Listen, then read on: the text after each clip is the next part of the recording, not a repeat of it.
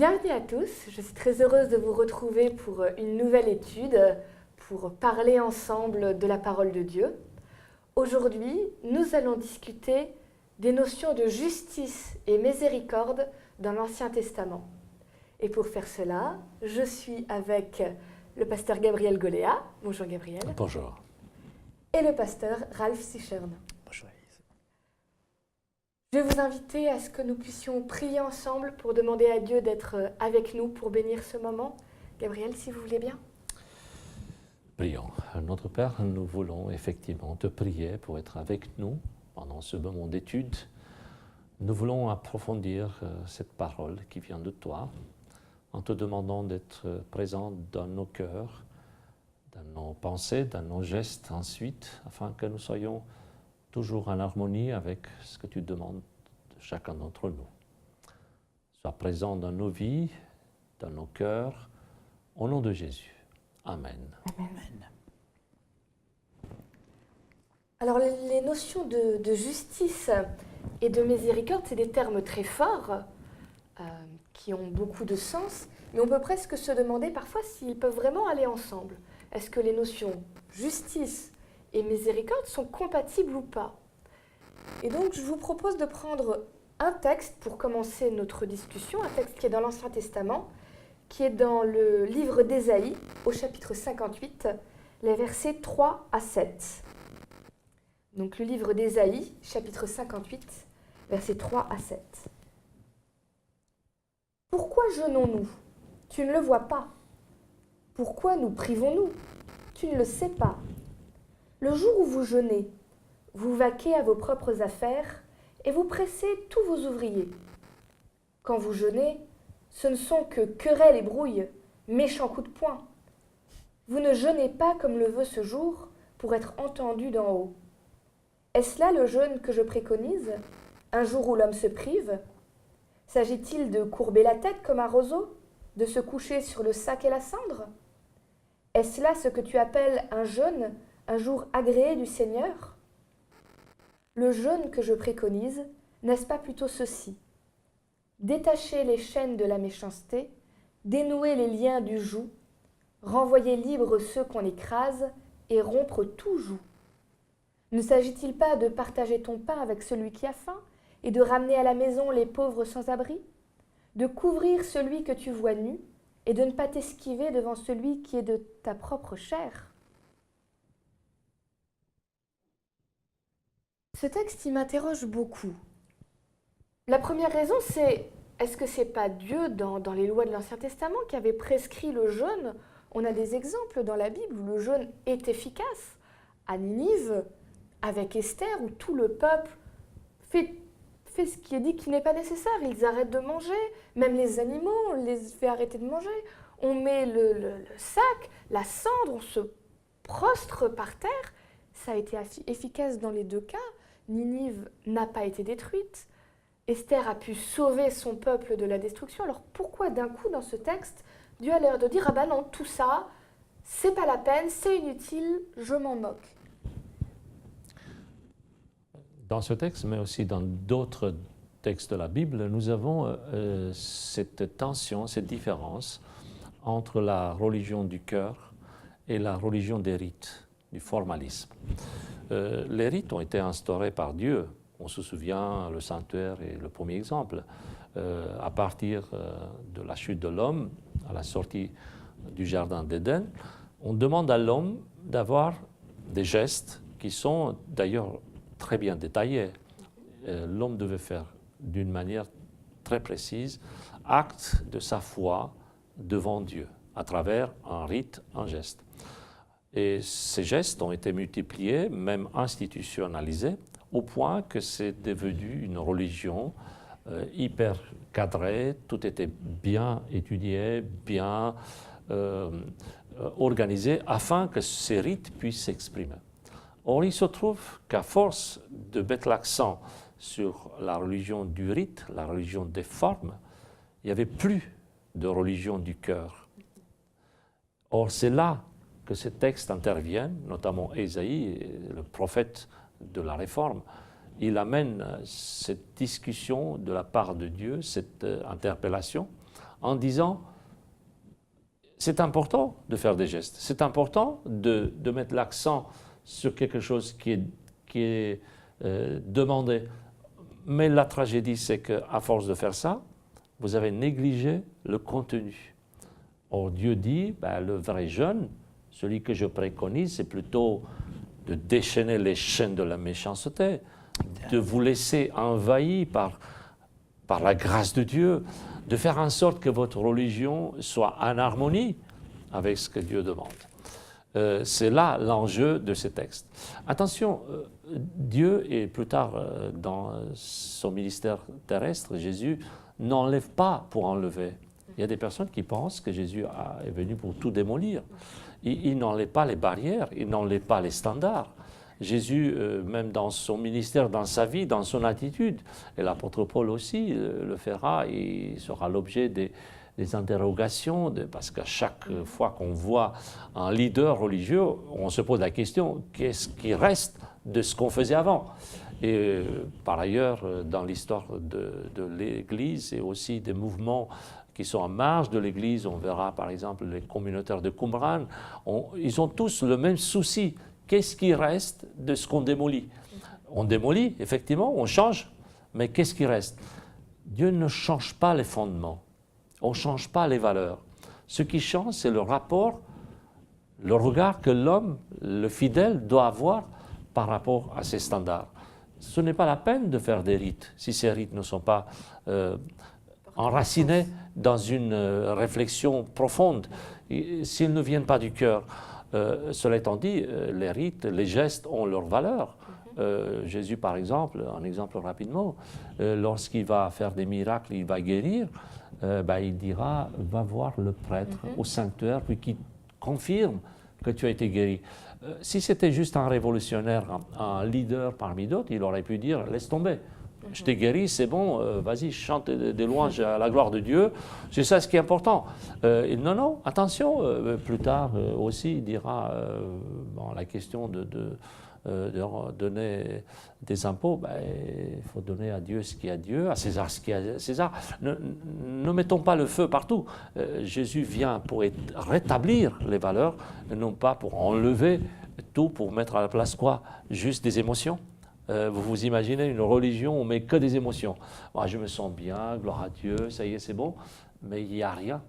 Le texte d'Ésaïe et d'autres textes aussi nous ramènent à cette cohérence entre une vie intérieure remplie d'amour envers l'autre et une expression extérieure qui est à la hauteur de cette intensité émotionnelle.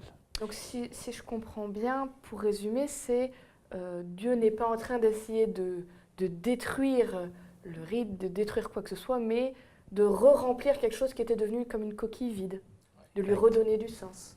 Cette motivation, pourquoi on jeûne? Si pour me mortifier, pour faire après que Dieu puisse m'entendre ou m'exaucer, forcer la main de Dieu et dire, voilà, je fais ce que tu as demandé, maintenant tu n'as qu'à. Donc, ce que Dieu accepte, le jeûne ou cette mise en disposition pour être toujours un instrument entre ses mains, c'est pour cette transformation, et puis pour que Dieu puisse vraiment, pour que moi, je puisse pouvoir être récepteur de ce que Dieu veut faire de moi. Je me mets à la disposition de Dieu, je ne viens pas vers Dieu en disant « Voilà, j'ai fait ce que tu demandes, tu n'as qu'à maintenant réaliser ce que je te demande. » Alors cette mise à disposition de soi-même, là, dans l'exemple du jeûne, passe quelque part par la justice et la miséricorde. Parce que si on reprend ce que dit le texte dit enlever les chaînes de la méchanceté, dénouer les liens des jougs, aller vers celui qui a faim, ramener à la maison les pauvres sans abri. C'est un petit peu tout ce qui fait la justice et la miséricorde. Je crois qu'il y avait le risque de voir l'individu et son Dieu, l'autre à côté. Mais Dieu dit, non, c'est qu'il y a toi, il y a moi, il y a l'autre. Donc le jeûne, c'est aussi regarder l'autre, être miséricordieux et comprendre tout ce qu'il est dit ici. détacher les chaînes, ainsi de suite, partage ton pain, laisse entrer chez toi. Tu dois aussi revêtir l'homme nu. C'est plus, en somme, une sensibilisation du besoin, non pas de l'autre, mais de ce Dieu qui a créé l'autre, qui souffre parce que l'autre souffre aussi. Si vous voulez, pour actualiser, c'est tout le programme d'Adra France.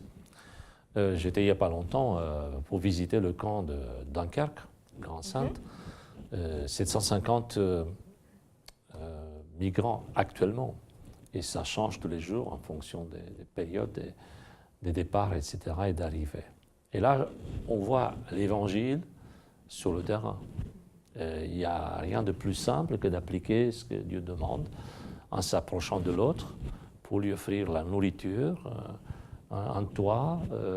Je pense que nos églises, nous-mêmes, nous avons besoin de sortir un peu, de voir la vraie réalité pour se rendre compte que Dieu nous demande quelque chose de simple, quelque chose de concret. Parfois, ce n'est pas toujours facile à appliquer, parce que nous sommes dans une époque plutôt protectionniste. Hein.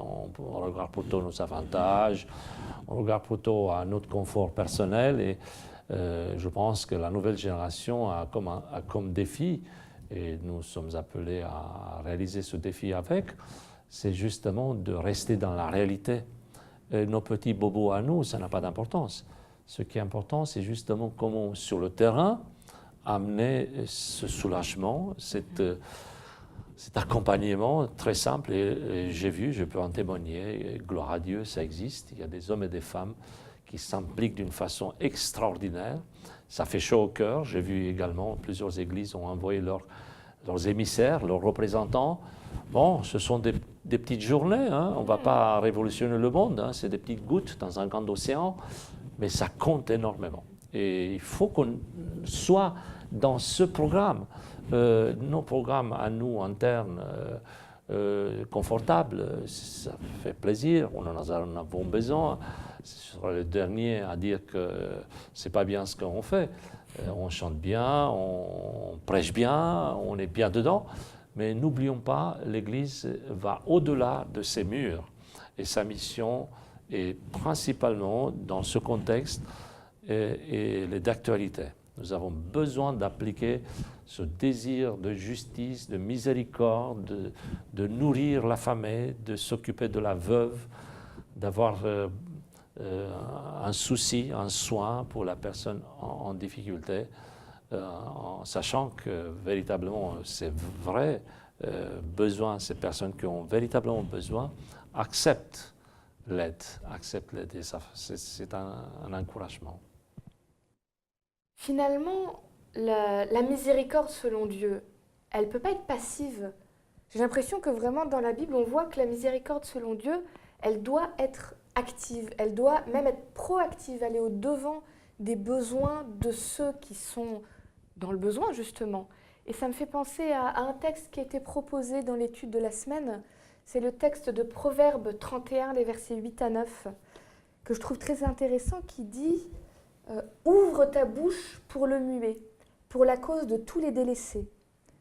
Ouvre ta bouche, juge avec justice et défends la cause du pauvre et du déshérité. » C'est comme si Dieu disait à son peuple, vous ne pouvez pas vous contenter de regarder ce qui se passe de loin, mais vous devez être acteur pour défendre celui qui a besoin d'être défendu, pour être la voix de ceux qui n'ont pas de voix.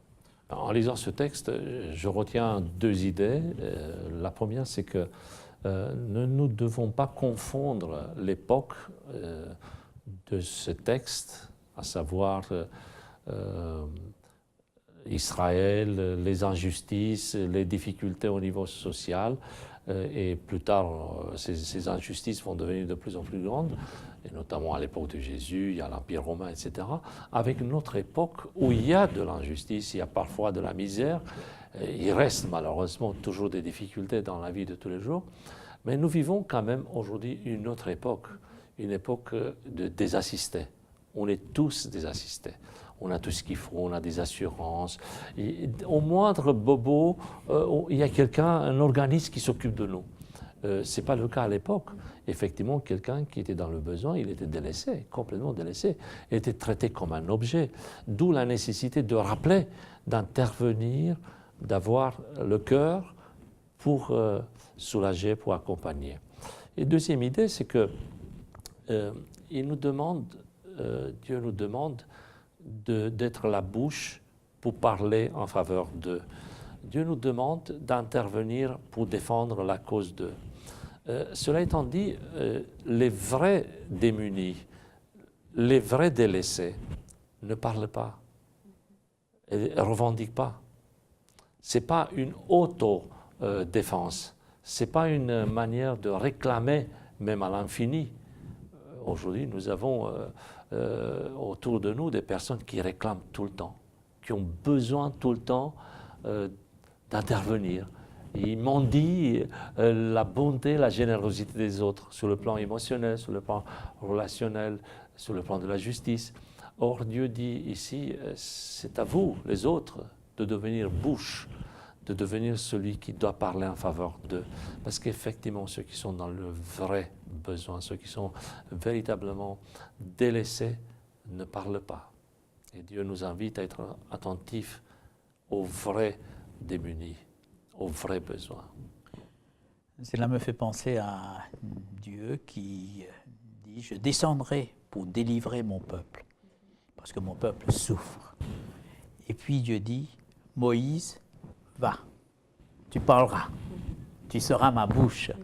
Donc je descendrai pour, Moïse, va. » Pour aller dans le sens de Gabriel, Dieu nous utilise pour que nous puissions approcher de ceux qui souffrent. Ce n'est pas seulement dans le sens de donner, mais d'être sensible à la souffrance morale des autres, physiques, psychiques, spirituelles, des autres, être à l'écoute des autres comme Dieu l'est. Le fait de dire que nous pouvons être la bouche me fait penser par exemple à l'association, à l'ACAT, l'association chrétienne pour l'abolition de la torture, qui justement veut être aussi une bouche qui parle de ceux qui subissent des horreurs dans des prisons partout dans le monde et qui n'ont pas de voix pour se faire entendre. Et il y a des personnes qui s'impliquent effectivement, il y a des associations. C'est vrai que parfois les choses se compliquent quand on passe un plan beaucoup plus organisé, ça peut prendre une connotation politique, etc. Notre engagement est remis en question, il y a beaucoup de préjugés. Mais si on reste juste sur le plan individuel ou en tant que communauté, parce qu'en multipliant les individualités, ça donne le corps du Christ qui est engagé. Là, effectivement, nous devons rester engagés et nous remarquons ici, la leçon nous invite à garder en tête cet équilibre de ce binôme. Il y a l'équité, il y a la justice, mais il y a la miséricorde. La tendance de nos jours, là encore, serait de mettre l'accent sur un aspect plutôt que sur l'autre. Et en fonction des humeurs, des appréciations personnelles, il y a ceux qui sont beaucoup plus sensibles, beaucoup plus attentifs aux besoins émotionnels. Il y a d'autres qui sont beaucoup plus carrés, beaucoup plus justice. N'oublions pas, il faut de la justice, mais il faut de la miséricorde aussi. Et l'un ne va pas sans l'autre. Des fois, on a tendance à mettre la justice sur certaines personnes et la miséricorde sur d'autres. Et on fait un partage, on va dire, très artificiel. Vous devez être plus avec du cœur, vous devez avoir plus d'émotions, des sentiments. Par contre, c'est juste de faire ceci et cela. Dieu demande à chacun d'entre nous d'avoir les deux. Belle image de l'Ancien Testament où il y a l'Arche de l'Alliance, siège de miséricorde propitiatoire. Et puis, justement, là où il y a demande de justice, Dieu exerce la miséricorde parce qu'il ne tolère pas le péché dans la Bible. Il y a en somme des conséquences, ainsi de suite, des gens qui ont subi ces conséquences. Ce n'est pas la punition de Dieu. Mais après, quand nous voyons dans le Nouveau Testament, on nous dit que Christ, lequel à présenter par propitiatoire par la miséricorde, justement au siège de cette miséricorde, par la foi en son sang, afin de montrer sa justice. La croix est là pour nous montrer cette harmonie entre la justice de Dieu et sa miséricorde, et que Dieu ne tolère pas le péché. Il ne peut pas tolérer le péché parce qu'il est Dieu. Alors, je rebondis sur cette idée de justice. En France, l'image qu'on a pour la justice, c'est une femme avec les yeux bandés qui tient une balance pour dire la justice. Et la balance est française, déséquilibrée. Oui, et la balance est déséquilibrée. Penche d'un côté, mais c'est pour dire que la justice française est objective, presque froidement objective. Est-ce que cette image-là pourrait correspondre à la justice de Dieu ? Alors c'est un sujet délicat parce que nous avons l'image de la justice effectivement comme étant absolue et finalement on se remet à la justice. Vous savez, quand il y a un procès, quand il y a un litige, c'est la justice qui tranche, pas nos émotions ou notre appréciation.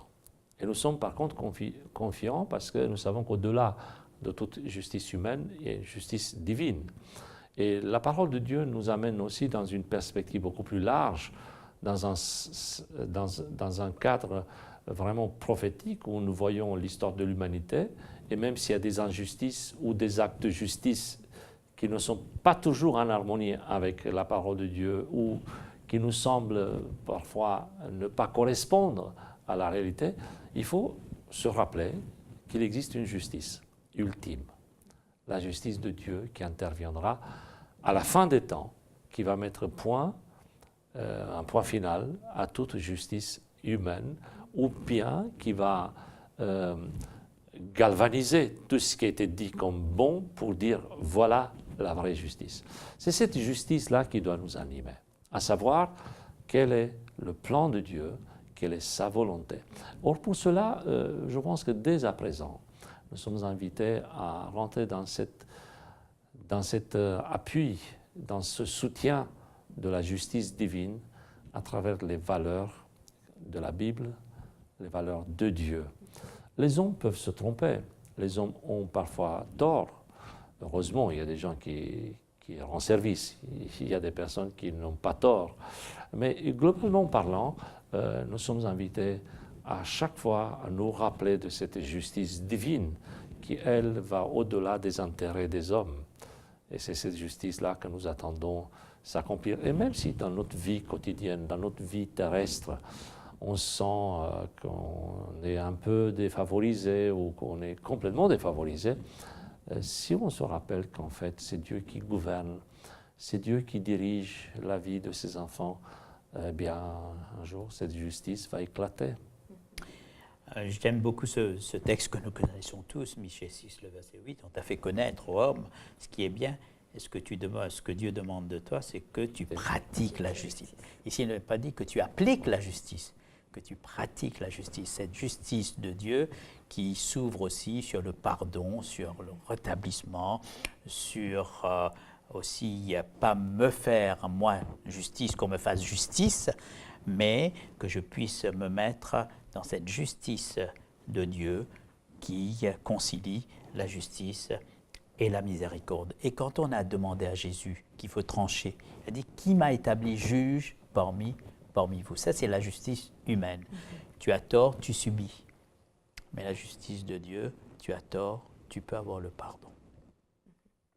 Finalement, la justice selon Dieu, elle transcende toute Tout à fait. justice humaine qui, elle, est limitée. Je pense au texte de Samuel qui dit que l'homme regarde à ce qui frappe les yeux, mais l'Éternel regarde au cœur. C'est peut-être aussi pour ça que seule la justice divine, la justice de Dieu, peut aller au bout du processus de justice, parce qu'il est le seul à voir au fond des choses, finalement. J'ai mentionné effectivement tout à l'heure cette justice ultime, laquelle nous devons tous adhérer et qui est la source de notre réconfort spirituel, en disant un jour je serai avec Dieu parce que je sais qu'il va établir toutes choses selon sa volonté, et c'est ça qui nous tient sur terre, malgré les injustices. Et là, je pense à tous ceux qui ont été persécutés, tous ceux qui ont subi des préjudices réels dans leur vie. J'ai dans ma famille beaucoup de personnes qui ont fait la prison tout simplement parce qu'ils avaient une foi, et non pas pour autre chose. je rassure tout de suite, qui suscite mon admiration. Et quand je lis l'histoire, à chaque fois on voit des persécutés parce qu'ils ont une foi. Eh bien, malgré cela, au-delà de cette justice ultime, plutôt, Dieu fait quelque chose d'extraordinaire, même dans cette vie, il rétablit les choses. Et on voit fonctionner sa justice dans notre vie maintenant, ce qui est quand même un encouragement. Moi, je suis confiant. Cette justice divine va finir par régner, et un jour, même si pour l'instant peut-être elle n'est pas telle que nous la souhaitons, en attendant la justice ultime, mais malgré tout cela, il y a cette justice qui intervient dans la vie de tous les jours, et c'est un encouragement. Merci beaucoup. Merci à tous les deux pour ce partage. Ce que je retiendrai, c'est que dans la personne de Dieu, il y a complète justice et complète miséricorde, et que l'un n'enlève rien à l'autre, mais qu'ils fonctionnent ensemble. Et c'est peut-être le plus beau message qu'on puisse avoir d'espoir finalement pour nous, que c'est pour le futur, mais que c'est déjà pour maintenant. La justice de Dieu va exister sur cette terre. Et sa miséricorde vont exister sur cette terre. Je vous remercie tous d'avoir été avec nous. Je vous souhaite une bonne semaine. À bientôt.